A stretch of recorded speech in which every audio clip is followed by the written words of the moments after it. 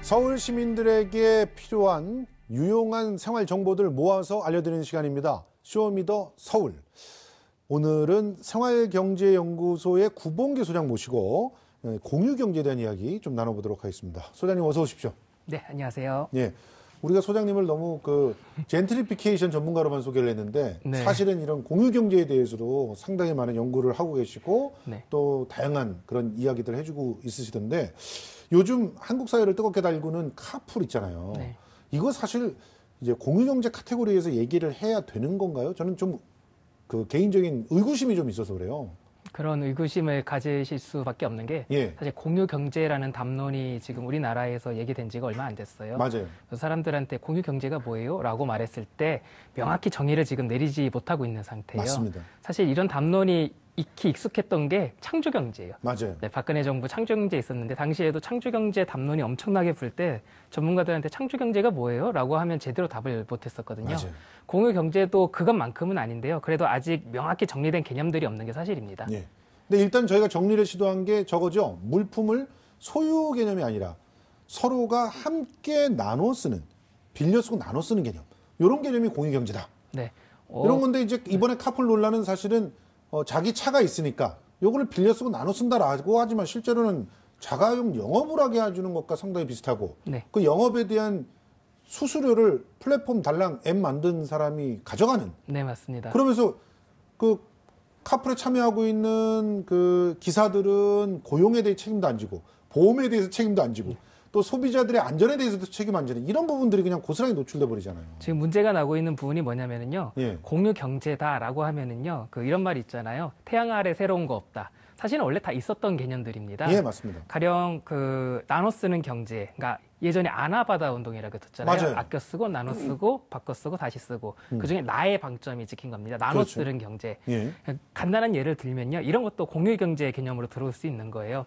가령 아이가 있는데 아이가 금방 자라니까 장난감이 거의 새 거나 다름없단 말이에요. 맞아요. 근데 둘째가 없거나 아니면 사촌이 없는 거죠. 맞아요. 그때 이거 너무 아깝잖아요. 그렇죠. 그럼 반대로 둘째 없고 외벌이인 가정에서 그거를 사는 게 너무 아까울 수도 있어요. 그렇죠. 예전 같은 경우는 그런 사업자라니요. 죄송합니다. 옛날 같은 경우는 그런 개인들이 서로 만나서 물건을 거래하는 게 굉장히 힘들었는데요. 요즘 IT가 발달하다 보니까 그런 분들이 쉽게 만나게 됐단 맞아요. 말이에요. 이런 정도의 공유경제 같은 개념은요, MC님께서 말씀하신 그런 부작용들이 잘 안 나타나요. 왜냐하면 그렇죠. 개인들끼리의 거래니까. 그렇죠. 근데 지금 요즘 문제가 드러나고 있는 부분들은 뭐냐면은요, 지금 이것들을 기존 사업자들, 그러니까 자본력을 가진 기업들이 기회를 보고 달려드는 거예요. 기회를 보고 달려드니까 아무래도 기업의 속성은 이윤 추구잖아요. 그렇죠. 그러니까 이것들이 사람 사이의 관계라는 생각을 좀 도외시하고 이윤 추구만 생각하다 보니까 그런 지금 부작용들이 나오고 있고 그게 지금 근래에 불거지고 있는 카풀 논란인 거죠. 그렇습니다. 그래서 상당히 많은 부분들을 좀 정비를 해야 되겠다는 생각이 들어요. 법도 많이 바꿔야 되고 또 사회적인 논의들을 갖다 좀 해야 된다는 생각이 드는데 우선적으로 이제 이 공유경제 안에서 뭔가 노동력이나 서비스를 제공하는 사람을 노동자로 볼 것이냐 말 것이냐 이런 부분들도 굉장히 큰 문제입니다. 굉장히 큰 문제. 왜냐하면 에어비앤비 같은 경우도 내 방 나가서 빌려주는 거잖아요. 그런데 방 제대로 내가 쓸고 닦고 안 하고 대충 해놓을 수가 있잖아요. 네, 맞아요. 그러면 더러운 방 쓰는 사람은 굉장히 기분이 황당해지는 거거든요. 그런데 그 분한테 깨끗하게 하십시오 강제하기가 어렵잖아요, 지금은. 맞아요. 그러니까 이런 부분들을 먼저 해결을 해야 되지 않겠습니까? 우선은 지금 제도가 정비되는 속도보다 기업들이 시장을 파고드는 속도가 더 빨라요. 그래서 아까 지금 노동 관련해서 말씀해 주셨는데 이게 사실은 공유경제 관련해서 서비스를 제공하는 분들이 플랫폼 사업자 내에서 그 서비스를 제공하는 분들이 영세하거나 아니면 개인이거든요. 그런데 문제는 이분들이 공유경제 플랫폼을 제공하는 업자들은 이분들 개인이 각각이 개인 사업자다라고 주장을 하는데요. 근데 문제는 뭐냐면은 이분들이 그 플랫폼 업자들의 그 어떤 지시를 따르기도 하고요. 교육을 받기도 하고 하면서 실질적으로는 고용 형태에 가깝단 말이에요. 그렇죠. 이게 너무 사고하기가 어려우면은요. 우리들 흔히 하는 보험 설계사라든지 아니면 학습지 교사들을 떠올리면 돼요. 그분들을 특수고용 노동자라고 하잖아요. 맞습니다. 어떻게 보면 새로운 형태의 특수고용 노동자일 수 있습니다. 이분들도. 그렇습니다. 그러니까 이런 부분들을 갖다가 고민을 하면서 공유경제를 들여다볼 필요는 있다라고 하는 걸 전제로 두고 그럼에도 불구하고 이 공유 경제가 전 세계적인 하나의 트렌드가 되고 있고 뭐 상당히 다양한 영역에서 새롭게 공유 경제 모델이 등장하고 있는 이유가 뭘까요? 우선 아까 말씀드린 것처럼요. 기본적으로 유유 자원을 공유하고자 하는 욕구는 누구한테나 있었어요. 맞아요. 처음에 그거 얘기했었잖아요. 애기들 장난감 같은 네. 것들. 예전에 이런 것들 아까 말씀드린 것처럼 개인끼리 굉장히 만나서 그 정보를 교환하기가 어려웠는데 네. IT 발달해서 인터넷 카페 같은 것들 있잖아요. 맞아요. 엄마들 카페 같은 데 올려서 공유하게 되고 예. 그리고 요즘은 휴대폰 앱이 생겨서요. 맞아요. 그런 것들을 교환하기가 더 용이해졌어요. 예. 근데 이게 만약에 개인적 차원에서 머물렀으면 이렇게까지 확산이 안 됐을 거예요. 그렇죠. 아까 또 말씀드린 것처럼 기업들이 이거를 기회를 보고 들어와서요. 자본력을 갖춘 기업들이 시장을 팽창하는 게 가장 주요했다고 보입니다. 그렇습니다. 이게 결과적으로 이제 대세가 돼버린 공유경제의 시대, 이걸 막을 수는 없단 말이에요. 그러면 우리가 잘 알아야 된다는 거죠. 잘 알고 대처도 해야 되고 그것도 활용을 해야 되는데 일단 요즘에는 농담 삼아 그런 얘기를 하더라고요. 가족 빼고 다 공유한다고. 그런데 구체적으로 이렇게 모두 공동체 모두에게 상당한 어떤 실익들을 갖다 분배해 주면서 공유경제 모델로 성공한 서비스들이 있더라고요. 그런 것들 좀 소개해 주세요. 우선은 말씀하신 대로요. 유유자원으로 인식되면서 이거 놀리는 거 되게 아깝다라고 생각이 되는 거는 지금 대부분 공유되고 있는 추세라고 보시면 됩니다. 예. 대표적인 게 주차장입니다. 예, 예. 그 서울에서 어디 약속 장소 나갈 때 제일 신경질 나는 게 주차장 없는 거거든요. 맞아요. 그래서 저는 먼저 내리고 제 친구가 만약에 제 차를 타고 이동하면 친구는 계속 뺑글뺑글 들고 있는 거예요. 맞아요. 주차할 때 찾으려고요. 근데 이런 문제 때문에 이런 생각들이 나온 거죠. 그 거주자 우선 주차구역 있지 않습니까? 예. 가령 거주자 우선 주차구역을 이용하시는 분들께서는 나는 이 지역에서 아침에 출근하고 밤늦게 들어오는데 이 비어있는 시간이 너무 아까운 거예요. 예. 그럼 그걸 앱에 등록을 하는 거죠. 그렇죠. 그럼 앱에 등록을 하면 다른 사람들이 만약에 점심에 여기서 약속이 있으면요, 그걸 보고 거기 신청을 하는 거예요. 예. 점심에 내가 당신 거주자 우선 구역 이용할게요. 라고요. 예. 그렇게 해서 공유하는 것도 있고요. 그 주차장 같은 이런 공간적, 물리적인 그 재화뿐이 아니고요. 예. 어떤 경험, 지식 같은 것도 공유하고 맞아요. 있습니다. 예. 가령 주위에 잘 살펴보면은요, 회사 다니는 친구분들 중에요. 엑셀 천재들 있어요. 엑셀 천재, 파워포인트 천재들 있어요. 진짜 저도 잘 못하는. 네. 예. 제가 엑셀하고 파워포인트 약해요. 네. 예. 그런데 와 정말 이건 프로다라고 하는데 그 친구들이 프로 강사로 뛰지는 않거든요. 그렇죠. 근데 재능은 있는 거예요. 맞아요. 이걸 섞기가 너무 아깝잖아요. 그래서 이 친구들이 앱에다 등록을 합니다. 내가 이런 거 정말 잘하는데 혹시 이런 거 배워보실 분 있으세요? 라고 하면은 저같이 그런 거 못하는 사람들이 저도 좀 배워보고 싶습니다. 라고 하면은 3355 모여서 서로 정보를 교환하는 이런 공유도 있습니다. 심지어는요, 요즘에 그런 것도 있어요. 앱으로, 헬스, 트레이너라고 해야 되나? 네네. 이 트레이너가 앱으로 다 회원을 받아. 오. 네, 회원을 받고 거기서 동영상으로 딱 띄워주고요. 그리고 또 자기가 자기 하는 운동을 찍어가지고 보내요. 그러면 뭐가 잘못됐고 뭐가 잘못됐다고 알려주고. 이런 것들도 이제 재능의 공유다 이렇게 볼 수가 있는데 굉장히 저렴하게 배울 수 있어요. 이게 개인 PT와 동일한 건데 이게 이제 서로 면대면을 안 하니까 PT 가격이 엄청 싸지는 거죠. 아니 이렇게 재능과 취미 이런 것도 공유를 하는데 특히나 사무실 공유하고 회사까지 공유하는 그런 그 서비스들도 늘어나고 있잖아요. 네, 사무실 공유 요즘 크게 유행이에요. 그렇죠. 네, 예전 같은 경우는 그 프리랜서나 아니면 예. 작가, 1인 회사들 이런 분들이 주로 커피숍에서 작업들을 했단 말이에요. 맞습니다. 그래서 커피숍에 어떤 경우는 콘센트를 막아놓는 커피숍도 생기고 맞았어요. 이랬는데요. 예. 근데 이거를 지금 공유 오피스들이 지금 다 흡수하고 있는 지금 모습이 나타나고 있습니다. 맞습니다. 근데 그럴 수밖에 없는 게요. 그 공유 오피스 내에는 오피스 시설은 물론이고요. 그 회의실도 있고. 회의실도 있고 예. 맞습니다. 샤워실도 샤워실도 있어요. 있고. 그 종로에 가 보면은 땡워크라고 있어요. 예. 땡워크 업체 이름 말하면 안 예. 되니까 회의를 거기서 가끔 하는데요. 정말 다 있어요. 우선 맞아요. 디자인도 너무 예쁘고요. 예.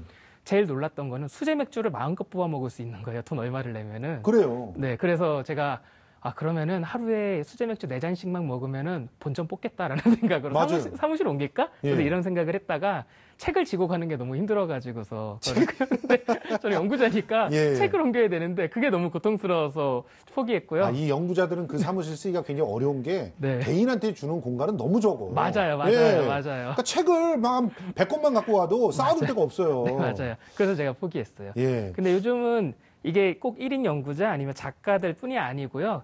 요즘은 그 사업자 등록 내고 주식회사로 등록하는데 예전 같은 경우는 최소 자본금이 5천만 원 이상이었어요. 맞습니다. 근데 지금은 그게 폐지돼서 100원만 있으면 됩니다. 맞습니다. 100원 이상이면 되기 때문에 창업하기 쉬운 환경이라서요. 스타트업들이 자리 잡기 전까지 아예 팀을 꾸려서 먼저 들어가는 경우도 많습니다.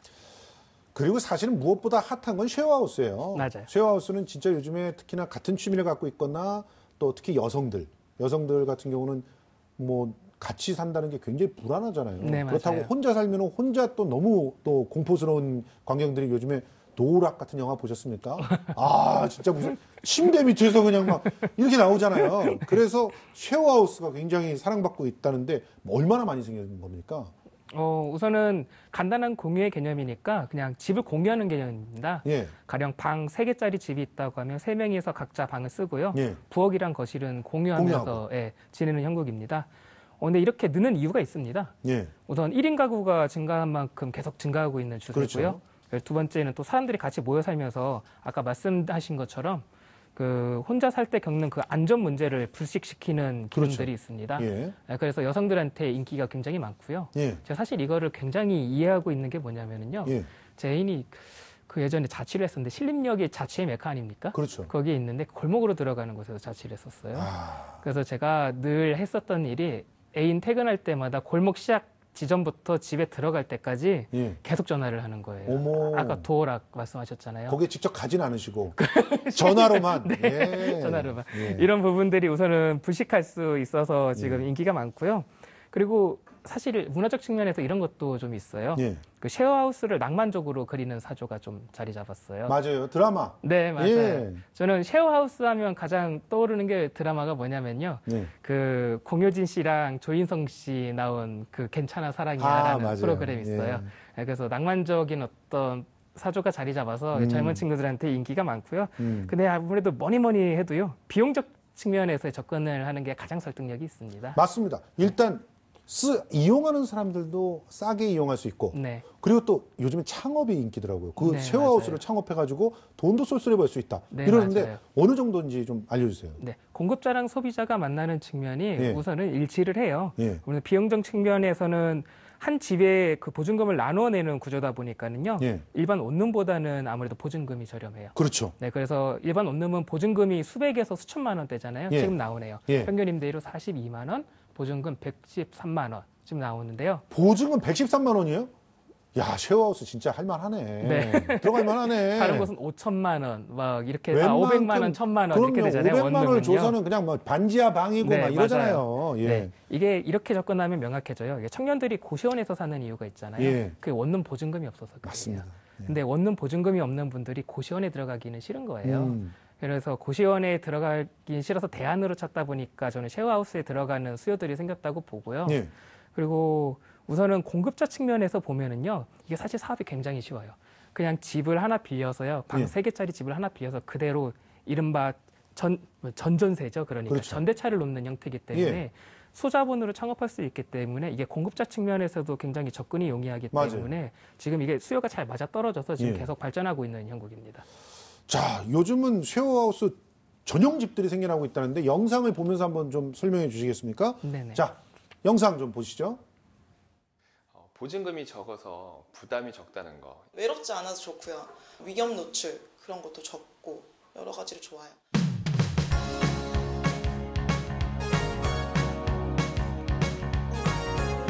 여기는 망원동에 위치한 쉐어하우스인데요. 예, 예. 근처에 원룸 투룸이 많아요. 예. 네, 아무래도 나름의 경쟁력이 필요했다고 하는데 한번 얘기 좀 들어볼게요. 예. 저 안에 내용 나오네요. 예. 이쁘네. 그렇죠. 예. 세련된 고시원이라고 저는 사실 불러요. 원룸이 굉장히 주변에 보면 많이 있어요. 단순히 원룸만 지어서 입주자들한테 매력이 있을까에 대해서 한번 고민을 해보게 됐고요. 입주자들도 새로운 어떤 서비스라든가 그런 것들 자꾸 요구를 하기 시작하더라고요. 그래서 여기에 걸맞는 게 쉐어하우스 아닌가 싶어서 쉐어하우스를 운영을 하게 됐어요. 같이 사는 입주자들을 함께 어울릴 수 있게끔 커뮤니티라든가 적정한 공간 구성이라든가 적정한 운영을 할 수 있는 운영업체가 함께 할 수 있는 게 가장 좋을 것 같고요. 입주자들을 위해서 여러 가지 서비스를 해주는 게 어떤 게 있는지 충분히 보고 결정하시는 게 큰 도움이 될 것 같아요. 공간만 있으면 되지 않겠느냐라는 생각들을 굉장히 많이 하고 계세요. 근데 운영하는 운영 스킬이 좀 필요하거든요. 입주자들끼리 어떻게 하면은 자연스럽게 서로 불편하지 않게끔 할 수 있는지 그 부분에 대해서 고민을 할 수 있는 그런 게 굉장히 중요한 팁이 될 수 있을 것 같아요. 야, 이 아이디어가 확실하기만 하면 네. 정말 재밌는 그런 공간을 자기 스스로 디자인할 수 있겠네요. 네, 보시면 아까도 나왔는데 예. 레일 등을 달아놨잖아요. 예. 좀 보세요. 지금 블라인드 올라가는 것. 예, 보면은 풀옵션이네요, 저기. 예. 다 있고 몸만 들어가면 되는 형태네요. 오. 네. 지금 여기 보면 방 안에 화장실이 따로 있는 형태고요. 독립 화장실. 네네. 저거 진짜 괜찮아요. 예. 그러니까요. 근데 화장실을 같이 공유하는 형태도 보증금이 있습니다. 이제 예. 다른 곳은 단위가 1000단위로 넘어가는데 여기는 월세원이 2개월치여가지고 그 부담도 적어서 좋았어요. 전공이나 이제 직업군들이 다양하기 때문에 제가 뭐 정보나 이것저것 궁금한 거나 그런 정보 교류 같은 것도 도움을 받을 수 있는 거고 예. 이제 공용으로 같이 쓰는 공간에서는 이제 먼저 쓴 사람이 더럽게 하든지 아니면 개인 물품을 두면은 같이 살 때 쾌적성이 조금 떨어지니까 그럴 때 부딪히는 거 빼고는 괜찮아요. 보증금 부담이 큰 학생들 아니면 사회초년생분들 뭐 싼 집 그리고 뭐 직장에서 가까운 집 알아보려고 많이 고생들 많이 하시잖아요. 시간도 절약하실 수 있고 생각보다 좋은 하우스 많으니까 저는 꼭 추천드리고 싶어요. 지금 저분은 꼭 추천하고 싶다고 말씀드렸는데 예. 꼭 좋은 것만 있는 건 아니고요. 아무래도 한 집에서 여러 명이 모여 사는 예. 구조다 보니까요. 사람끼리 부닥치면서 성향 안 맞는 사람들이 같이 살면 그거 되게 신경질 나거든요. 그렇죠. 그래서 요즘 쉐어하우스 같은 경우는요. 한 2, 3일 정도 먼저 같이 살아보고 한번 숙려 기간을 두는 것도 있으니까는요. 예. 잘 살펴보면 좋을 것 같습니다. 아니, 저는 이제 앞으로 원룸을 만드는 거를 좀 지향하시고 쉐어하우스 쪽으로 유도를 해도 될 것 같아요. 일단 동일한 면적이면 사람이 삶의 질이 달라지고 그렇잖아요. 또 서로가 공동체를 꾸릴 수 있다라고 하는 점은 최소한 사람에 대한 예의를 갖다 배운다거나 그리고 서로의 재능들을 갖다 공유할 수 있는 그런 가능성들도 생겨나니까 어떤 의미에서는 사회라고 하는 그런 큰 틀에서 볼 때는 원룸처럼 폐쇄되어 있고 자기만을 갖다 가두는 이런 공간보다는 훨씬 더 좋네요. 아무래도 원룸보다는 공동체 형성이 훨씬 더 유리하겠죠. 예. 네, 원룸에서 지금 쉐어하우스로 넘어가는 움직임은 확실하게 보이고 있으니까요. 기대해봐도 좋을 것 같아요. 자, 이런 쉐어하우스라든가 비롯해가지고 다양한 공유 경제, 우리 사회를 앞으로 어떻게 바꿀 것 같습니까? 우선은 유유자원을 공유하고자 니즈는 익히 있었다고 아까 계속 말씀을 드렸어요. 예. 그리고 이것을 기회로 보고 사업자들이 계속 달려드는 것들은 아무래도 더 가속화될 것 같고요. 예. 그리고 이게 세계적인 추세인 거는 분명해요. 이게. 예. 근데 이 유유자원을 공유한다는 것에 대해서 경제적 이익이 있는 건 분명한데요. 예. 이게 반면 우려되는 지점도 있습니다. 예. 이게 공유 플랫폼의 발달이 아직 이게 최신 서비스다 보니까요. 아직 사회적인 합의가 없어요. 맞아요. 지금. 그 공유 경제하면 세계적으로 가장 유명한 게 우버잖아요. 우버, 예. 네, 우버죠. 그 차를 대충 이런 개념이죠. 차를 가진 사람이랑 그다음에 소위 말하는 뚜벅이를 연결시켜주는 프로그램이잖아요. 예. 거칠게 그냥 순수하게 표현하면 이런 거죠. 차를 가진 나는 여기서부터 여기까지 갈 건데 뚜벅인 당신도 마침 비슷하네요. 그럼 같이 타고 갑시다.라고 하면서 같이 이렇게 합석을 해서 가는 건데요. 근데 이게 우리나라에서는 지금 금지입니다. 예. 일종의 불법 택시 영업인 거예요. 그렇죠. 그래서 2013년에 우버가 퇴출을 당했죠. 예. 그런데 이게 문제는요. 법률상 따지면요. 출퇴근 시간에 이 행위를 하는 건 합법인 거예요. 맞아요. 그래서 이 포인트를 타고 들어온 게 요즘 가장 많이 많은 카카오 네. 그 카풀입니다. 우리가 앞에서 얘기를 했었죠. 네, 맞습니다. 근데 이게 기존의 택시 사업자들 이익이랑 충돌을 하는 거죠. 예. 그래서 어떤 일이 있었냐면은요. 그 서비스가 이번 달 7일에 시범 서비스를 하고 10일에 정식 서비스를 오픈하기로 했어요. 그런데 그런데 그 10일에 그 법인 택시 사업자 한 분이 분신을 하는 지금 분신한 분이 두 분이나 계신 거죠, 지금. 아, 네네. 예. 지금 사다리에 벌어져 가지고서요. 그래서 지금 아예 잠정적으로 서비스를 지금 중단하고요. 원점으로 와버렸어요. 그러니까 그렇죠. 타협이 없었던 거예요. 타협이 맞습니다. 없고 먼저 들어와서 지금 현재 상태는 어떠냐면은요. 지금 카카오 카풀이랑 그다음에 정부랑 택시업계가 모여서 지금 대타협하자고 대타협 기구가 지금 설치된 상황이고요. 예. 이게 우리가 직시해야 하는 지금 상황이라고 저는 생각합니다. 자, 지금 이런 문제들은 사회적인 합의가 필수다라고 하는 그런 교훈을 줬는데, 네. 그럼 앞으로는 어떻게 준비해 나가는 것이 좋을지 그 진화에 대해서 한번 가늠해 보신다면요. 네, 우선은 논의가 시작된 게 얼마 안 돼서요. 큰 틀에서 봐야 될 것들이 굉장히 많아요. 네. 저는 크게 4가지로 들여다보고 해법을 찾아야 된다고 생각합니다. 예. 첫 번째가 영업적 측면에서 들여다봐야 됩니다. 예. 네, 기본 정부 규제랑 충돌하는 문제를 살펴봐야 되는데요. 아무래도 예. 새로운 기술에 의한 새로운 사업이 생기는 거니까는요. 예. 법률이랑 충돌하는 지점이 굉장히 많습니다. 아까 예. 말씀드린 우버 사례도 그렇고요. 예. 그리고 남는 방을 공유하는 시스템도요. 예. 사실 숙박업이랑 좀 부딪혀요. 그렇죠. 예. 그래서 좀 문제가 되고 있으니까 이거 조율해야 되고요. 두 번째는요. 카카오 카풀 서비스처럼요. 기존 사업자랑 갈등 문제가 있습니다. 예. 이거 벌써 큰 사건 나버렸기 때문에요. 이 부분 공유 경제는 거스를 수 없는 흐름이다. 그러니까 따라라라고 저는 무작정 찍어 몰고 누르면 갔으면 안 된다. 안 되고요. 저는 긴 호흡 가지고 타협해야 된다고 보고요. 예. 그리고 셋째는 노동규범 문제 해결해야 됩니다. 예. 이거 아까도 말씀드렸지만 이 부분 사실이고 어떻게 보면 특수고용 노동의 한 형태일 수 있어요. 예. 그리고 마지막 네 번째는 불공정 거래 문제 이걸 해결해야 돼요. 그렇죠. 플랫폼 사업자가 대기업 그리고 자본력 많이 가진 기업이 들어오면은요 갑과 을 문제가 생길 수 있거든요. 맞습니다. 이 부분 반드시 건드려야 된다고 봅니다. 알겠습니다. 우리 그 소장님께서 지적하신 부분들 꼼꼼하게 체크해 보면서 경우경제를 뿌리내리는 우리가 됐으면 좋겠습니다. 지금까지 생활경제연구소 구봉기 소장이었습니다. 고맙습니다. 네, 감사합니다.